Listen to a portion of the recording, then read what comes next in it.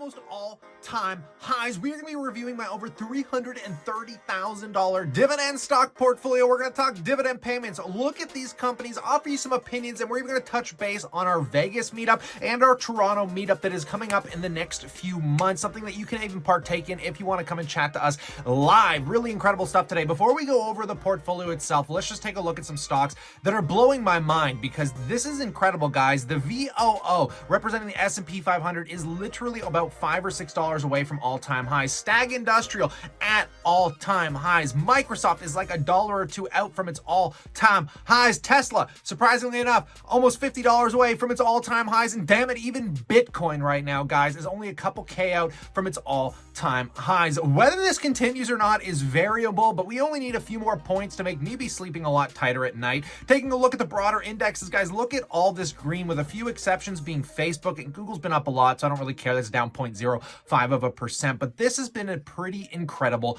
market. And let's just take a look at my dividend income for this month, because this is going to offer me some more dividend purchases. That's what I'm going to continue to do with the dividend. So my primary accounts, starting off obviously with my TFSA here, guys, check out all my Canadian positions paying out October. Scrolling down to the US side, guys, we've got Medical Properties Trust paying out in October. I'm probably going to buy a little bit more of this one. And other than that, we got Stag Industrial. Oh, so awesome, getting some monthly dividends out of that sucker. And then obviously the Vanguard S&P paid out this month here, folks. But where I've actually been utilizing dividends, which is something that I've never done except for this year, in my managed account, my beautiful RioCan, which I'm very likely going to be anticipating a good, fun earning. Same with my other Canadian stocks that I highly focus on, like Northland Power. They all have earnings coming up, and I don't talk about them a lot, but I will be, so you can consider subscribing for that if you're into the Canadian side of the border stocks. But check this out. Every one of these is paying in October, and I dumped all that money that's been paid out already into my regular savings account because I'm literally using those dividends now. I don't know why. I probably should be reinvesting them, but damn it, over the last month, I've dumped like 10 grand into the market. So by no means complaining. So let's talk about the broader overview of this portfolio of mine. But first, if you guys want to support this channel, as always, you can come over onto the chartmaster.com here, folks, where we put together automated spreadsheets, support the channel.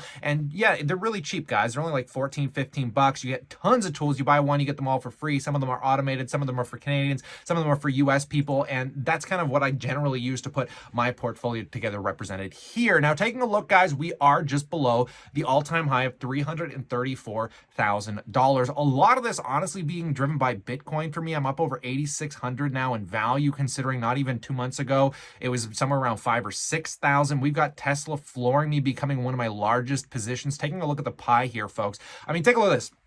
I now have 3 positions making up over 7%. One of them obviously being Tesla here, guys. We've also got, what else do we got in here? We got this guy, which is, no, this one is Tesla. This one is Microsoft. And then over here we have our RioCan. So I'm going to be paying a lot of attention to these because they're massive. Facebook pulled back, so it's now to a 5% weighting. Apple, I mean, those things are still relatively equally weighted. But taking a look at the portfolio allocation by sector here, guys, well over 30% at this point. General tech growth, where I took a little bit of time to figure out and get that back to scale. And I mean, I'm just really pleased with the general weightings right now. So I'm just going to try and spend the rest of the year filing off some of my growth / dividend positions like GRT, my Granite Real Estate Investment Trust, which I keep advocating. If you are into REITs, guys, you can get incredible yields off things like Dream Industrial, guys, paying a 4% yield. Granite is only paying out, I think, just over a 3%. Stag has come down a lot. I wouldn't really focus on Stag here, but when you're talking about these vectors that not only give you growth within real estate, like great growth, like outperforming market kind of growth, but you're tapping into some incredible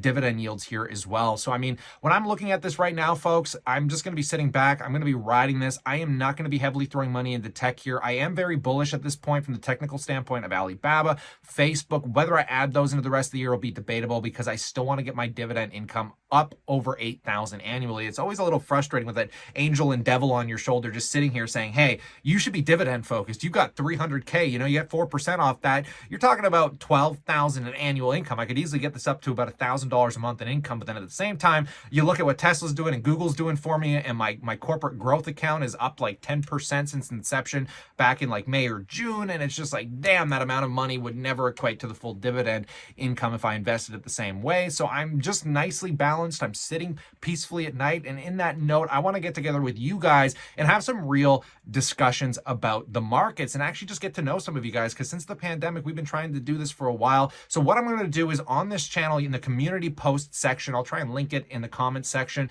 I'm going to list an email. If you are interested in either meeting in Toronto, which I'm finalizing a date for, it'll be sometime probably at the end of November or very early December. Our Vegas meetup is already booked for January, the end of January. I'll be throwing some of the dates up here and it will be in that community post. And you can meet us actually at the Bellagio in Vegas, and we're going to try and plan out exactly how many people are coming. But I would love to meet up with you guys, chat with you. So you're going to correspond to the email, and I'm going to forward you a WhatsApp number. You're going to join a group, and we're going to start figuring out how many of you actually want to meet up. Maybe none of you do. Maybe it'll just be me and the good old Matt Money. And if you guys want to continue this discussion, we go live every Friday at the Passive Income Educator. I'll be there tonight. We can further explore these discussions. But in light of all of this, folks, it has been an incredible turnaround week. I hope you had opportunities to buy the dip. Could keep dipping from here, but damn it, if we can tap all-time highs again, my mind will be blown. So stay cool, stay awesome, and I look forward to catching you in the next one.